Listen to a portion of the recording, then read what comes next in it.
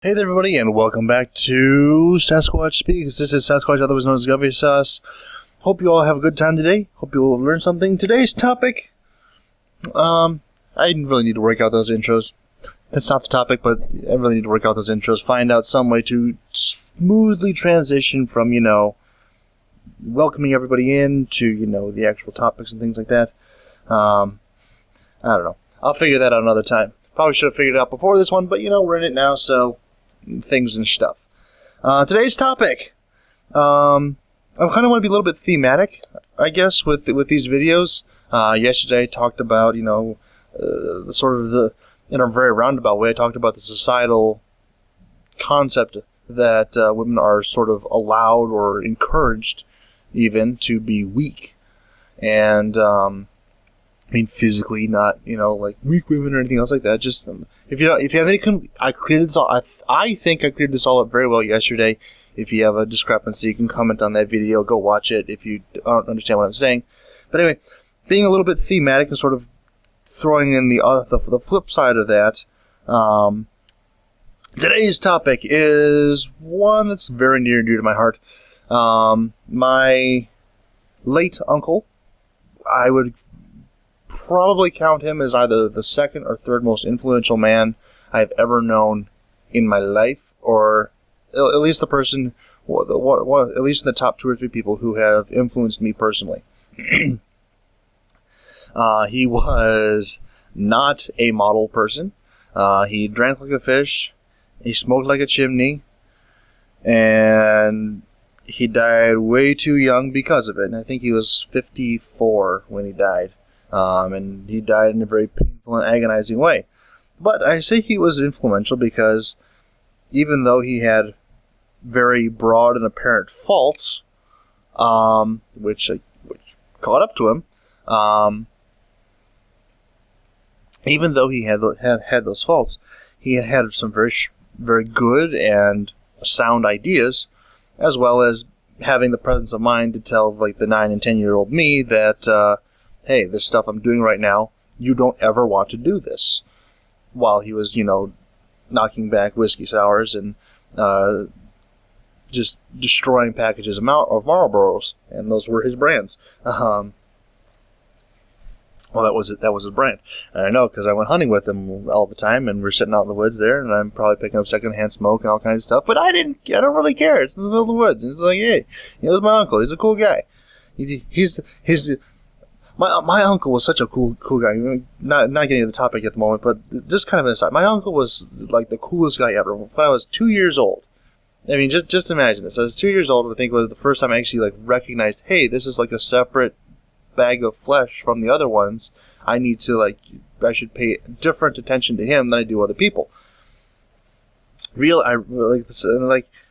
From that age, he was, like I said, he was a hunter, and so he had a lot of guns and stuff around his house, and he was really the guy who got me into, hunting and guns and all that kind of stuff, because, like I said, at 2 years old, I'm thankful to him for this to this day. He invited everyone over to his house for, Easter or something, and we go in there, and he's chain-smoking cigarettes, and he's knocking back his whiskey sours, and while he's doing this, he goes, hey, boy, come over here. I don't think he ever called me by my name. I don't think he ever called me. He was always boy, son, kid, squirt, youngin', something like that. Grew up in Michigan. I don't know why he had to call me youngin' sometimes, but whatever. Calls me over to him, knocking back. He goes, hey, I want you to find those empty bottles that we got laying around the house. Not like the empty pop bottles and stuff for the rest of us. And he says, what I want you to do is I want you to go get those, and I want you to fill them with water, and I want you to put them out on the cinder block out in the middle of the yard. He had a fairly large yard, and still residential, but it was a fairly large yard. I'm like, okay, I don't know what he's doing. So he filled them up with water, puts them out there, and he goes, okay, I want you to go in my room and use this styrofoam box. I want you to find that box and bring it out here. And I'm like, okay, Uncle told me to do it. I recognize him as a different person. This is his house. I recognize that. I should go in and do what he says and be accommodating to him. So I run the house, I grab it, and I bring it back out. He goes, okay, now, here's what I'm going to do. She takes the top off the styrofoam box, and there's a gun inside. Not like a real gun, but it was a deadly weapon if you waited long enough. It was a 22 caliber pump action air gun. I mean, you pumped and pumped and pumped, and like maybe after like the 7th or 8th one, you had enough air storage built up inside of it, so that it would be like, sufficient force to penetrate the plastic bottles that we were shooting at. And so I'm like 2 years old, and I thought this was the coolest thing ever. And so he sets me up, again, 2-year-old me. I was like, yes, it's a gun. No, my mother was terrified of guns. She hated them, didn't want anything to do with them, didn't let me have any toy guns. I grew up on John Wayne, and so I was like, this is really off topic. I will get back. I promise I will get back to the main topic. But I grew up on John Wayne movies. My grandmother showed them to me, and like from about that age, I started wearing cowboy boots all the time, and I still do to this day, just because I find them comfortable now. I also like the look of them, the feel of them, and I just like molded my feet to cowboy boots, I guess, from like I said, being like 2 years old. I've always loved cowboys, always loved guns. My mother was just terrified of guns, wouldn't even let me have one. And so I circumvented her, and my sister had this, like her play food and stuff when she was from really, really young. And she had this one, it was a chicken leg, but it still had like the thigh attached, so it had that right angle on it. I'm like, okay, now I've got me a gun. It was plastic and hollow and rubber, and if you squeezed it would like compress in your hand, but I don't care, I got me a gun. So I'd run around the bang bang bang bang bang with the chicken gun.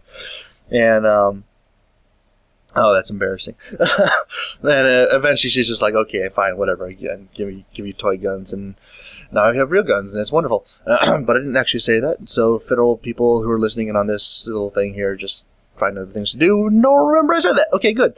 Well, I don't have them illegally, but I don't really want you to know, first of all, that I have them, and then how many, or what kind, or how much ammunition I have for them, or anything else like that, because that's really none of your business. Second Amendment, read it, understand it, and we'll get back to this. Anyway, so my uncle gives me this air gun, we go out and we shoot, and it became like the yearly tradition, and now all the Easter we go back there, and we shoot the air gun. It was just so much fun. I still remember it. I probably still have some of the pellets, the fired pellets that we pulled out of the bottles, hanging around here somewhere.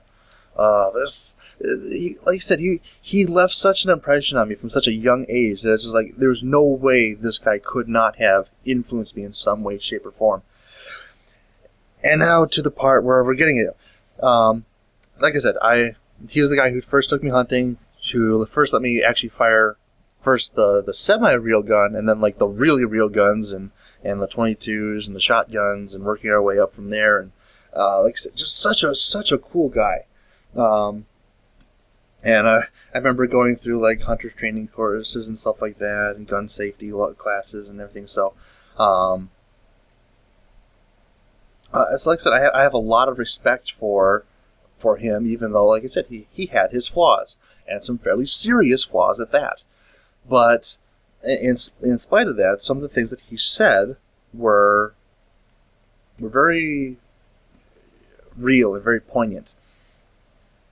And to that, I give you my Uncle Steve's 3 rules to be a man. You see, like I said, I went up north.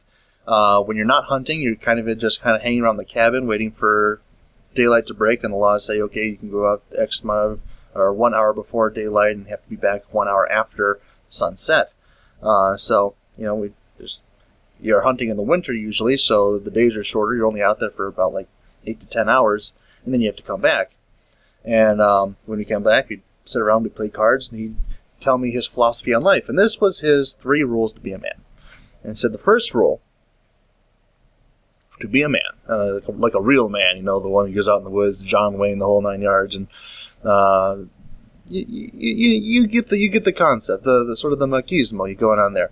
But he said the first rule is you always treat women with care and respect. You have to understand that they are fundamentally different from you. And at the time, I was like, I think when he told me this, I was like 12 years old. And so I'm like, okay.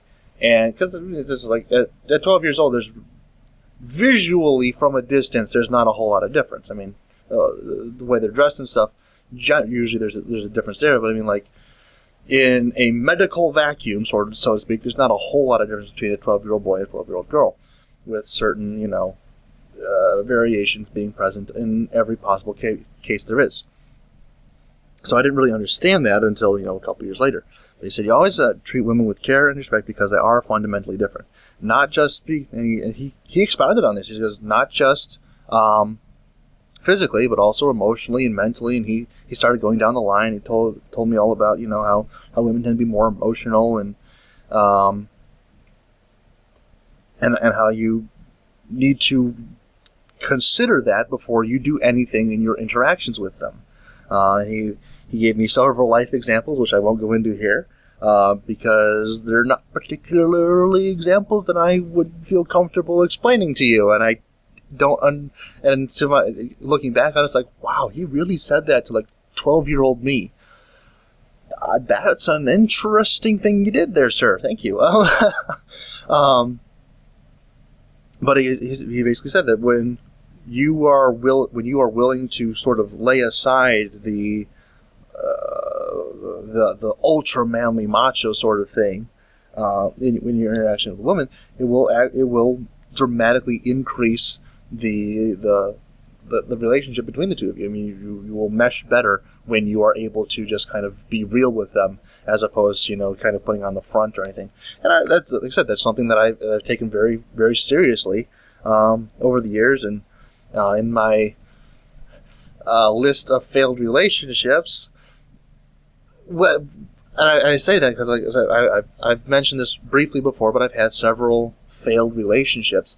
But all of those things that have gone wrong in those relationships have not been my fault. And I say that, I can say that from the perspective of other people who are outside of the relationship. Is that, okay, well, yeah, the stuff that went wrong there, that wasn't you, that was them. And I'm not trying to say that, put them down or to puff myself up. It's just like, his advice worked to the extent that I was able to the extent that I was able to convey it in a real sense. The things that have gone wrong have not gone wrong because of me, and I attribute a lot of that to his teaching, and like I said, I'm very thankful to him. He is still one of my biggest heroes, and he's been dead now for 8 years. Something like that. But like I said, even within just that short period of time, he had such a profound effect on me. Like I said, he taught me things that I will literally take to my grave because they were that profound. Rule number 2: never, ever, ever, ever whine. And this one took me some years to get, a couple years to really get down. And I still have some things going on here, and it's not about necessarily the tone of voice, but it's what you're doing with it. And I'll never forget the time that I learned this, because, like I said, he was the really cool uncle who let you do all the kinds of crap you weren't supposed to do ever, but he just kind of let you do it because he's the cool uncle. So we'd gone up hunting one year, and he's like, "Hey, we're pulling off onto this." We call it the washboard road because it's a dirt road, or at least it used to be something that could be considered a road, but it's really more of a path that's not quite grown over, and the road is all just the road bed's just completely gone to crap. It's just pits and holes all over the place. It got even worse because some guy came through there a couple years later and actually turned into a BMX path. But people still drive cars along it because they're idiots. But that's neither here nor there. But we're driving back to his cabin. This is one of the paths, one of the ways to get there. And he goes, "Hey, boy, you should try driving this." And I'm like, I'm only 10. It was a little older than 10. I was a fairly tall kid, but I was probably 11 or 12. Again, probably about the time they told me the thing about women. Very busy year, apparently. But he says, "You should try driving this road." And it's like, okay, sure. He goes, "Well, you don't ask me. You ask my wife because it's her car." And I mean, my mother said, and he goes, what are you doing? I'm like, I'm asking her if I can drive the car. And he goes, that's not how you asked that. And I said, well, how do you do that then? Because I clearly don't understand the equation here and all the variables. I'm trying to be nice to her. I mean, like you just told me, right? He goes, no. What? When you ask anybody anything, you're straightforward and you're honest with them. You go, hey, this is what I want. Can I have it or no? And he said, depending on what their answer is, you just have to be okay with that. You can't be like, well, I'm going to reason this out, or I'm going to try and cajole you or something like that. No.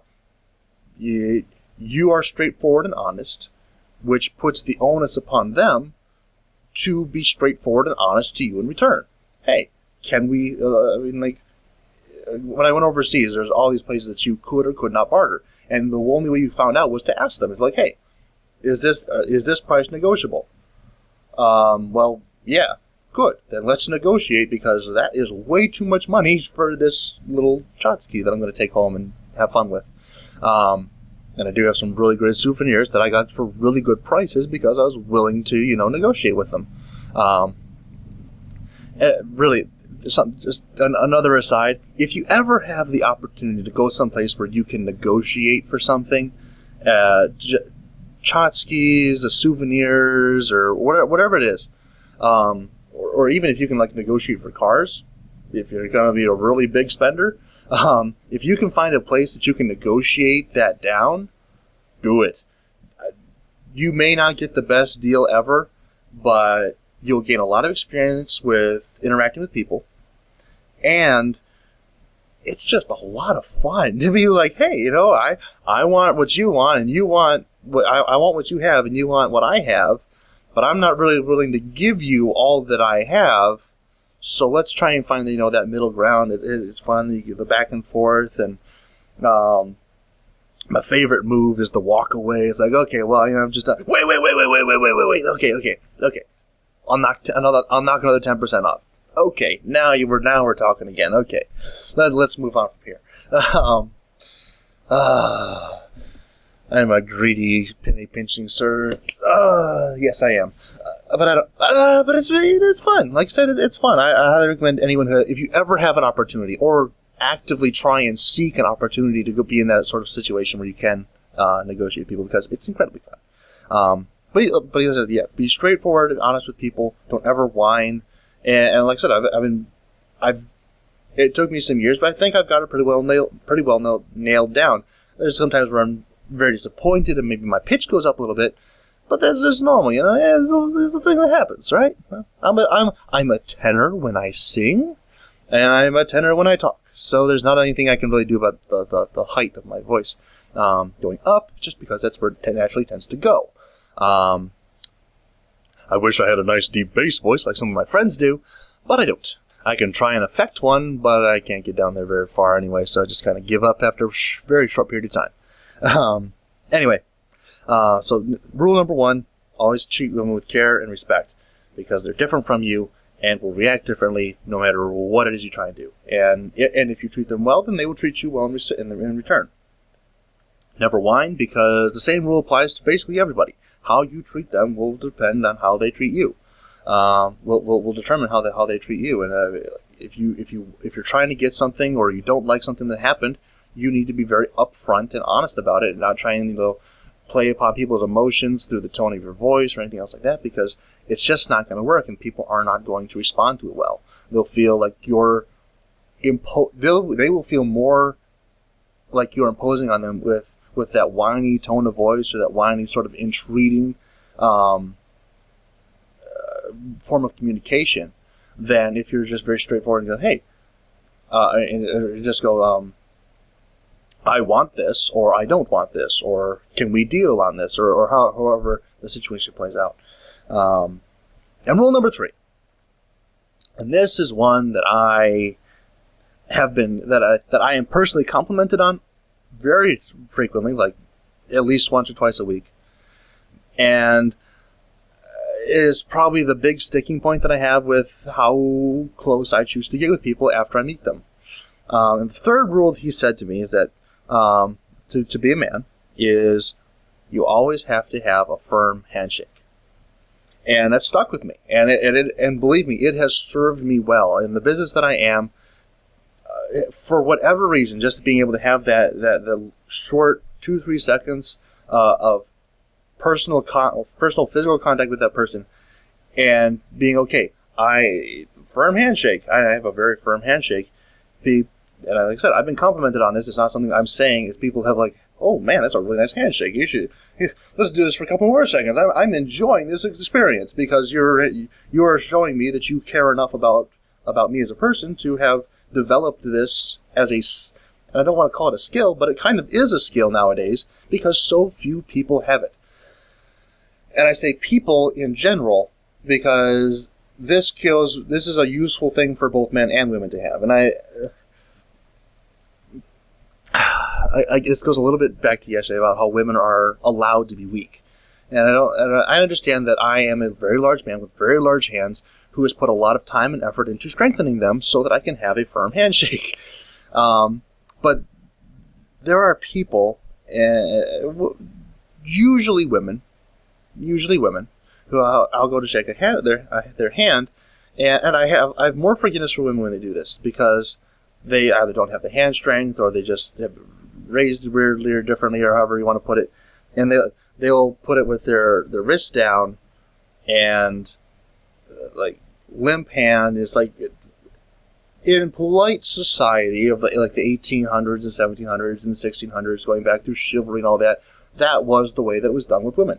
They wouldn't shake your hand because shaking your hands, I've heard, I could be wrong about this because I'm not real confident in the source, but I've heard that shaking hands came as a way of making sure that the other person didn't have a gun or a sword or some other weapon in their hand that they were going to like stab you or shoot you with.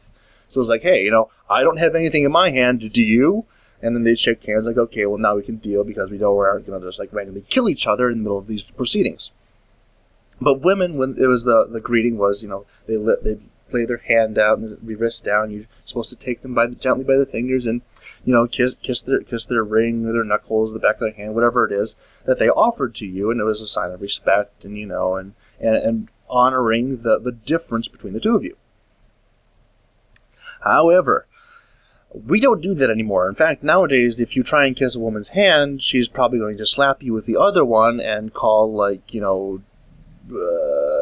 sexual perversion or something like that at you, and you're just like, I'm just trying to be polite, eh? No, okay, well, let's then actually shake my hand. And like I said, it's kind of it's part of my upbringing, so it's kind of a personal thing, but at the same time, it's like, it's not really, because like I said, it is a useful skill. It is something which has, which I won't say it's gotten me extra clients in my business, but it has caused people to take notice of me that they wouldn't have otherwise. Because like, oh, he's at least serious about something, or at least he appears to be serious in this one thing. Maybe he'll be more serious in other things. And like I said, with women, I give them more of a pass because, culturally or society, according to societal norms or things like that, they're allowed to be that way. But I have a real problem when guys do it.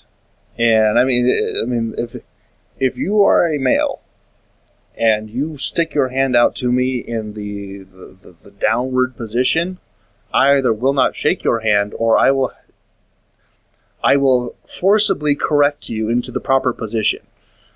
And while I'm doing that, I will probably squeeze harder than I should while I'm repressing the urge to just punch you in the face.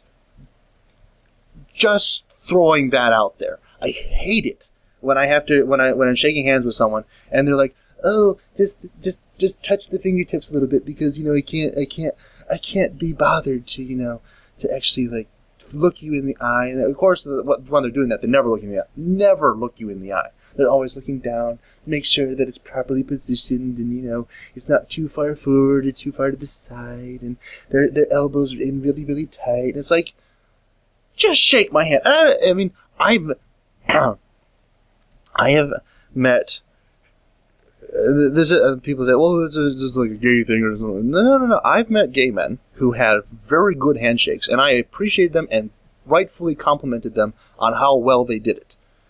And I have met straight men who gave me the wrist down. Here, let's go. Give me a little peck on the wrist here, and we'll move along. And it's like, no. I will not. If we're going to shake hands, we're going to shake hands in the proper way, and I might hit you when we're done, because at this point I have lost all respect for you.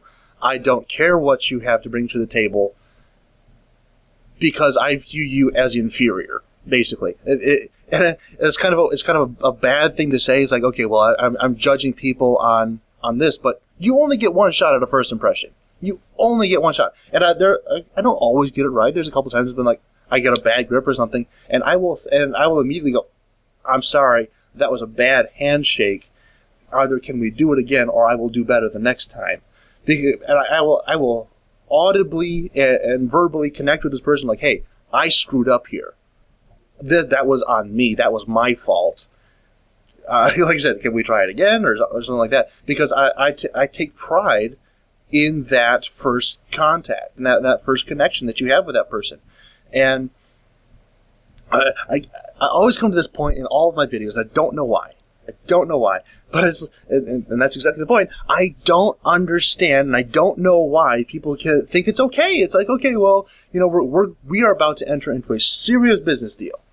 We're a part of my business is actually talking about life and death, and we're about to conduct business on a life and death basis, and you're not going to take this seriously. To me, that is like the biggest turnoff, or the biggest sign, like, hey, this person is not going to follow through. This person is not going to is not going to hold up their end of the bargain, and I should basically just turn around and walk away right now. And I understand there are people who are serious and still do this, but to me, it's like a big sign, like, hey, I don't want to do business with you. I don't want to have anything to do with you as a person, as a business contact, as anything else like that, because you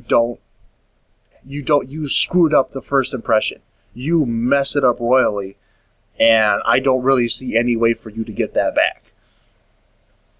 Now, I don't know, they could have, weird stuff that changed my mind or something, but to my immediate impression at that point, it's like, I don't even want to be here with you. I don't want to be in your company anymore, because I see no benefit to either one of us, because I'm just going to get mad at you, and then you'll be wondering why I'm so hostile. So again, it's kind of a weird thing, but like I said, all three of the things that my uncles taught me, to some extent or another, have served me very, very well over the years, and so I take them as truth, because they have played out very well. Like I said, I still to this day, even with all of his many faults, which, again, they came back and bit him very, very hard. He did not die well. He died very painfully and agonizingly, and it was all brought on himself. And thankfully, he had the foresight before he died to tell me, yeah, this was my own fault. Don't do this. Don't put yourself in the situation. But again, he had the foresight and really the care for me to notice that I was giving him extra attention. I was giving extra weight to his words, and he's like, okay, I got to do right by this kid. I have to make sure that he doesn't end up screwed up like I am.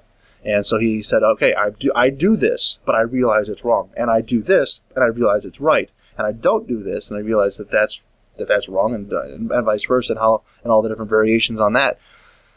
And he, like I said, he took time out of his life and his schedule to be like, hey, I'm going to pour into you the good stuff and tell you to stay away from the bad stuff. Like I said, I have such great respect and admiration for the man that he was, and like I said, for these three rules that and all the many other things that he taught me, all the many other things, which I don't have time to go into, and I may again in the future bring up something like that. I'm quite sure I'll mention him again at some point, but really just like I said, there's really these things that I wanted to throw out, and again, kind of keep in theme with yesterday and talking about women. So today I'm going to talk about men. I don't know if I'll continue to do that in the future. I've tried to do that before. I had like the whole political rant, and then last week it was just like I need to get videos out, so I just threw a bunch of stuff together.